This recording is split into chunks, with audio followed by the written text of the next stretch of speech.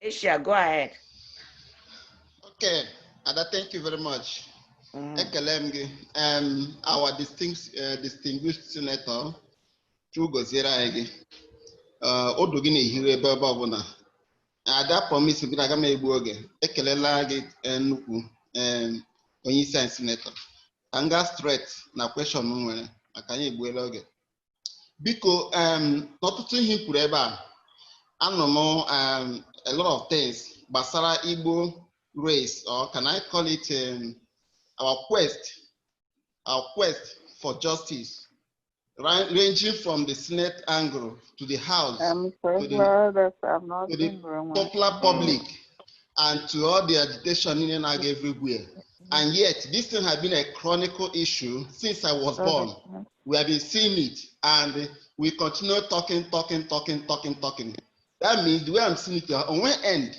So, here now, Senator Sir, extension of my question to others, both governors. Can you hear our being Igbo? Can you hear our Nigeria government? Are we going to continue like this until the world end?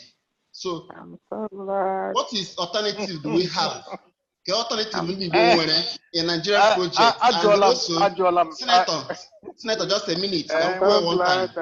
Or the impossible project Biafran cause to the House for a discussion, straight ahead for a discussion, because we can continue like this. It has been there forever, and how can we continue like this, talking every day? Thank you, sir. I promise not to take time. Okay. Let me talk about, because people will want to know, why don't we talk about Biafra in the House? For a very simple reason. I'm with rules, and the rules are very clear. You want to discuss something, you will submit it.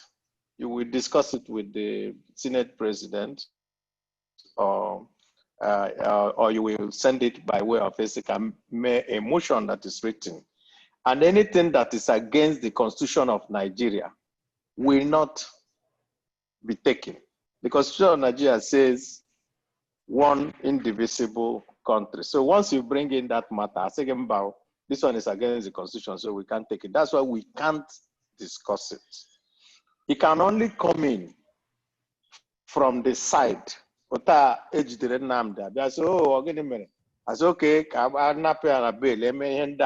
Then the discussion can come. That is about the only way it can happen. The second one that you talked about, which is the Jews, if you notice, have a homeland.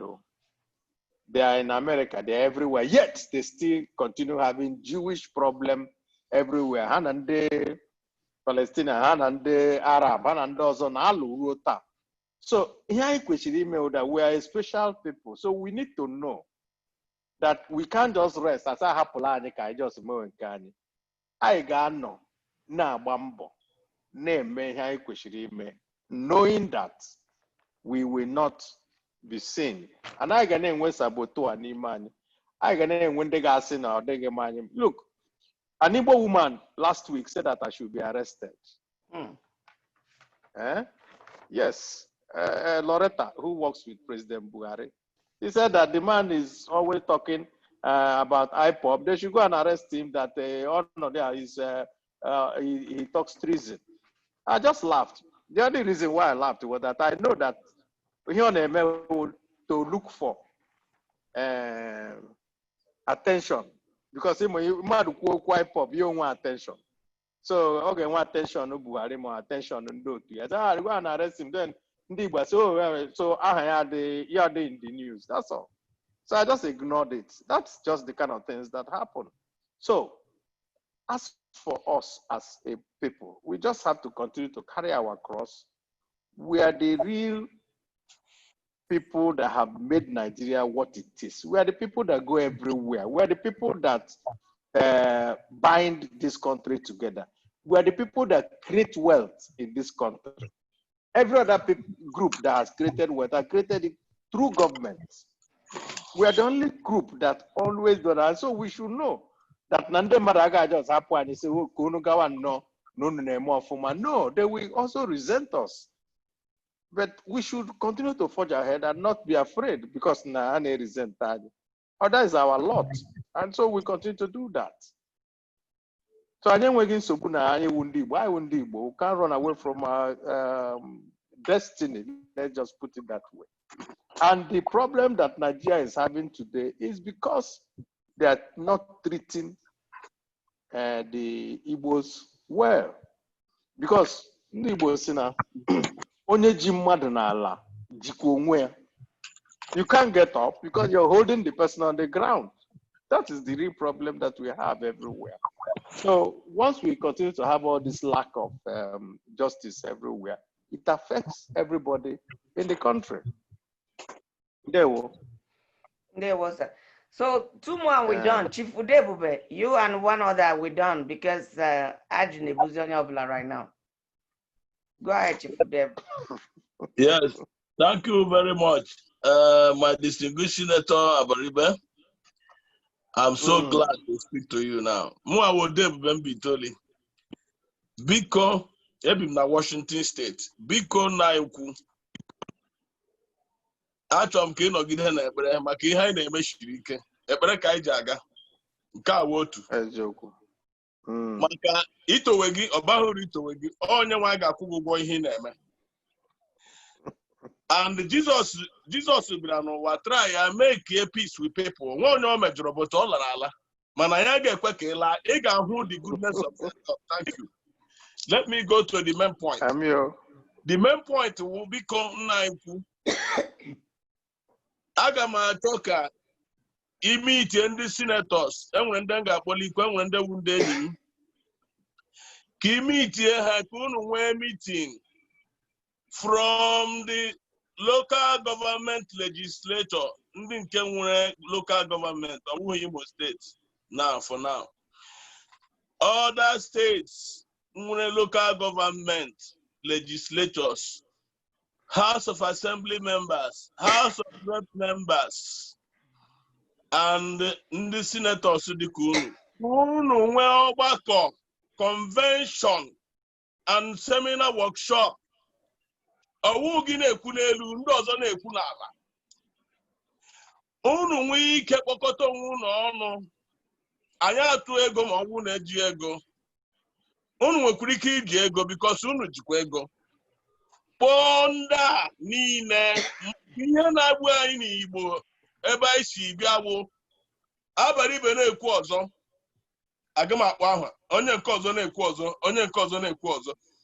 A legislator na local government amaghị ya how to support the laws a na-eme na the state. The state amaghị ya how to support a House of Rep member. The House of Rep member amaghị ya how to support a senator. We cannot achieve freedom without our lawmakers putting themselves together and change ourselves.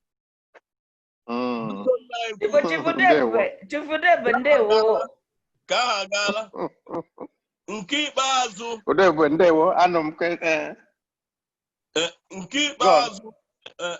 ikpeazụ wụ ihe gbasara okwu nche na ichekwa ụlọ nke ndị Igbo.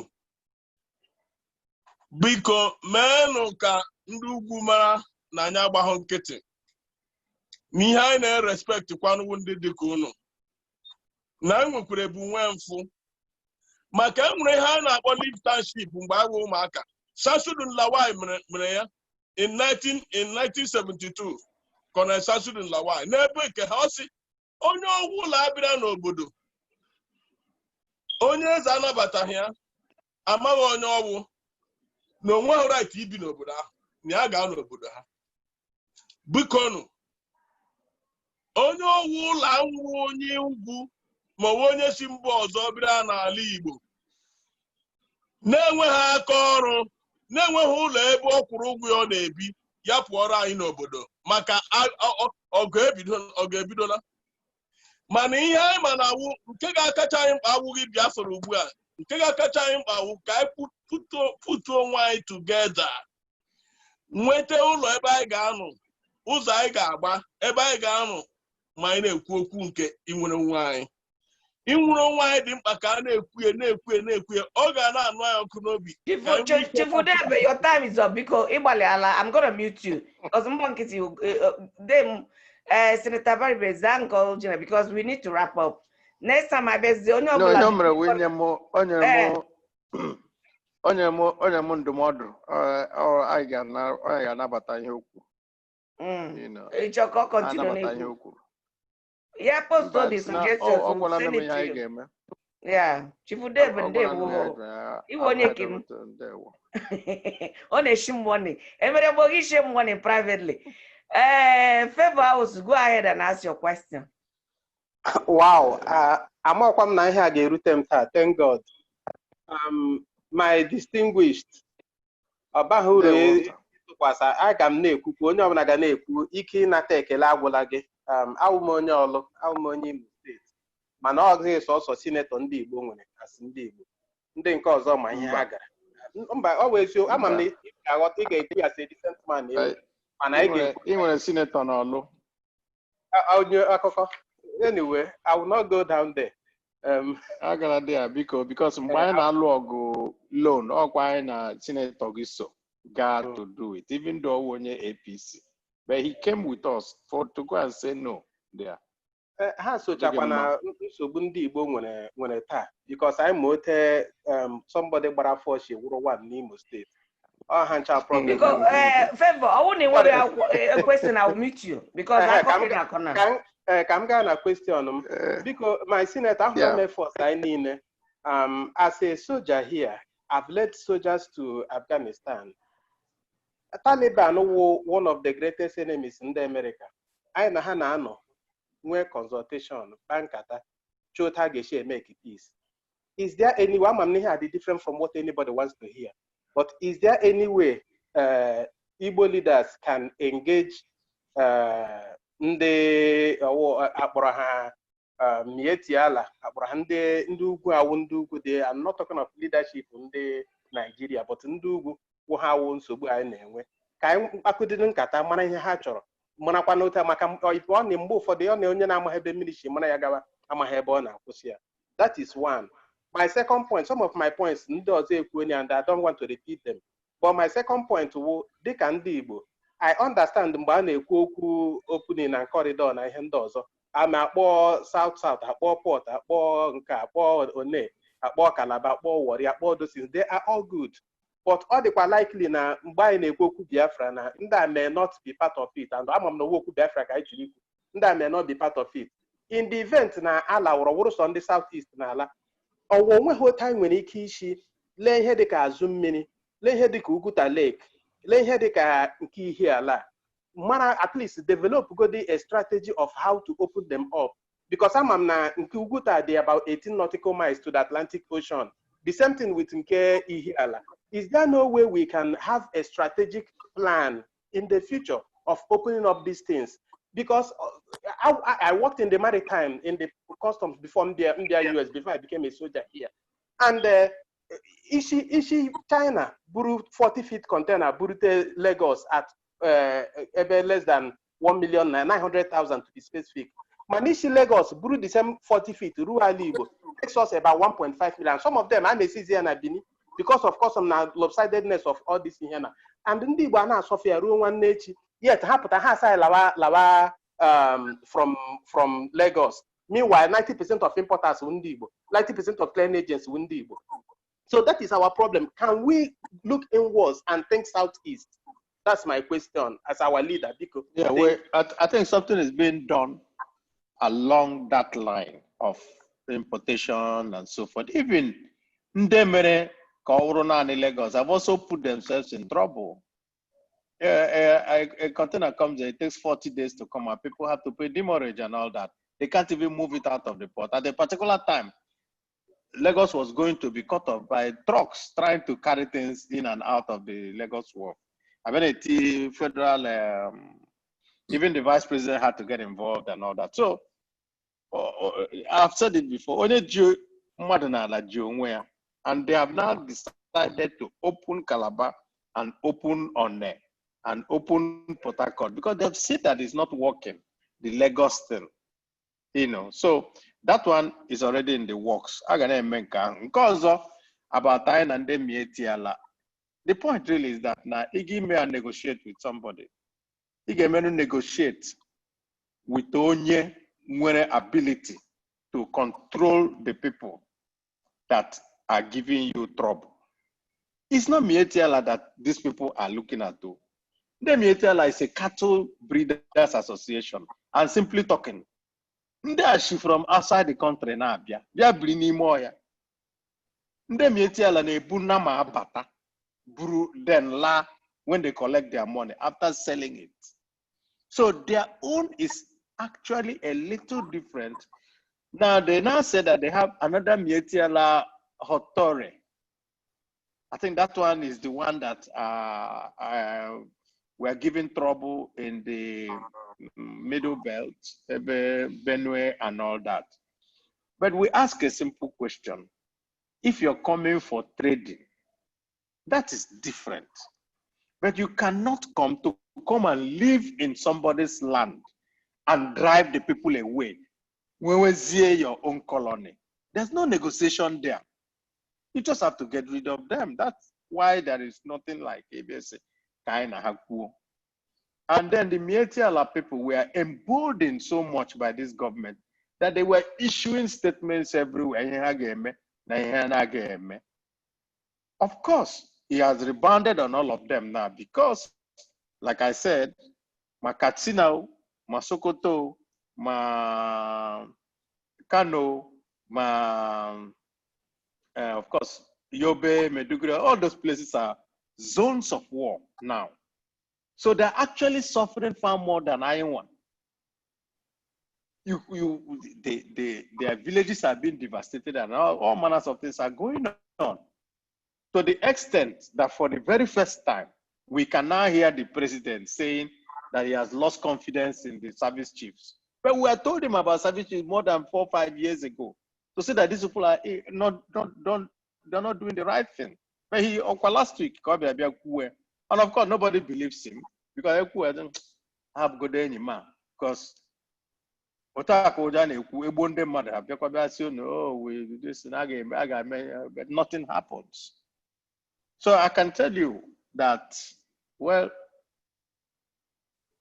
you will now know that you must deal with that problem. And I think the time has now come. Now that the president himself has said, not this whole thing, he will now have to deal with the problem because they created it. You couldn't have had people coming from outside this country and coming into this country and then akorelu, akorogala. At first, I don't remember that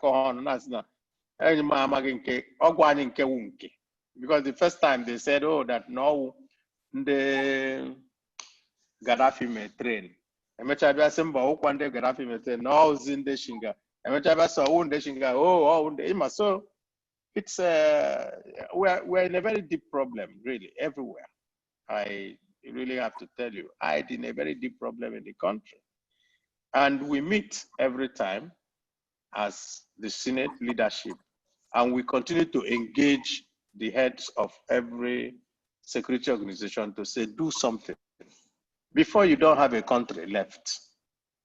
The last one about Oka, Aina, Ese, Ailawa, Nigeria Basa Mad Nilela, Ngaga Dikwe, Ngaga Dika Somali. Onyoblage with his own corner. So he shouldn't actually. And when I want Otai Wageja, Landozan, or Sina how Nigeria, it won't happen. Everywhere got Tisa. And like I said, all I know of the glue that is holding this country together. Quote me, we are the glue that is holding this country together. Because there's no other group of Nigerians that go to live anywhere else. Now, Igbo. We are the only group that goes to live anywhere else and develop that place. Gone down. I don't know. I'm telling you. So, what I say now, Ayana Kweaga, well, Anyị achọkwana ka ọ dị otu ahụ. Ndewo. So Ade Jagamba, I think you can leave me now. yeah, so you can't go on you. Igbaliala biko. Because ndị na-enweta opportunity ịjụ ajụjụ unu eweli iwe. Unu ahụgo na ọ dị possible everybody ịjụ ajụjụ, and then ndị enye opportunity ịjụ ajụ. You know, because next time I meet you, just cut it down, go straight to the point. Carry waste time, quite long, yeah.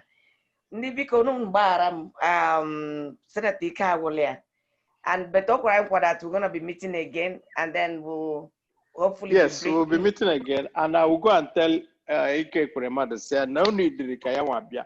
They don't need the Southeast senators. Or Amam, how you can link 2 or 3 computers, you know, because I need Lagan or Linen in one place and then meet in this form. Well, they will. But I'm getting encourage. I will talk to you offline. I'll talk to you offline. Because only was Simon Ekba, I know that all Biafra already. So ask your question, we'll forward it next time.